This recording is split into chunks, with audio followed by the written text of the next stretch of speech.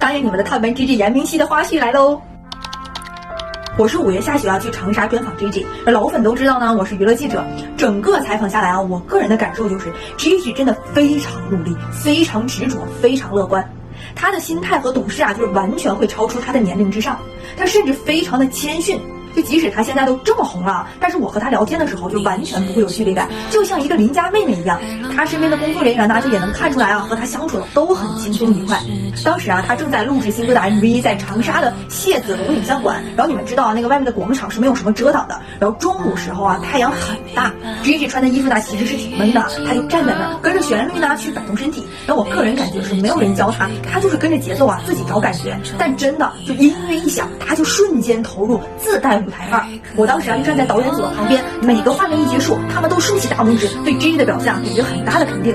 而 GG 本人呢，就即使太阳很大，也没有一点焦虑的情绪，很敬业。我对他的采访呢，是我所有采访里最辛苦的，因为我只能在不景的间隙或者中午时间呢见缝插针的采访，然后现场特别混乱。我记得就中午桌子上摆了一桌子快餐，然后经纪人就让我们俩边吃边聊，但我俩都没有心思吃就 GG 当时说他就是那种如果有工作的时候就不敢吃东西，生怕上场的时候拉肚子。真的就他说完我就连连点头，因为我也是这样的人。我近距离看到他的时候就是他的额头就爆了很多痘痘，然后我还问他就打趣的说这就是青春期吧。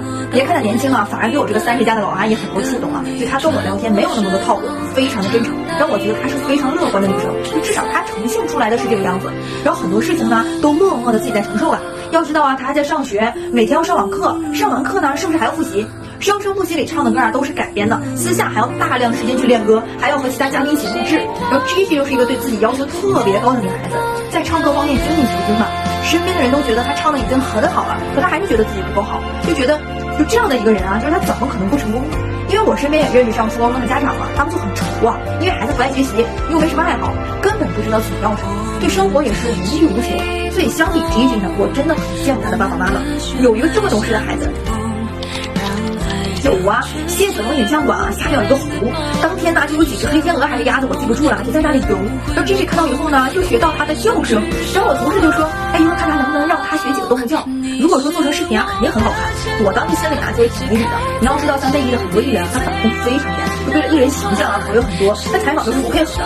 后来我就试问的时候呢，就没想到他直接同意了，然后经纪人也没有说啥。然后呢 ，GG 就学了好几个动物叫，那个视频铁粉们应该有看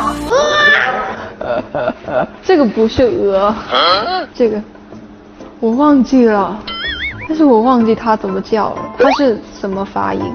好像是。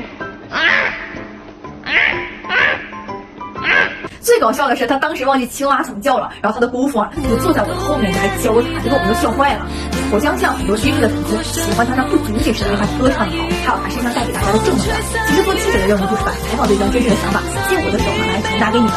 他说的一句话我印象很深刻努力自有回报，时刻都要做好充分的准备，你才能顺遂。说白了就是机会都是留给有准备的人。天分固然重要，但是没有后天努力，怎么能成就今天的他？希望大家能像 GG 一样，为了心中所爱全力以赴。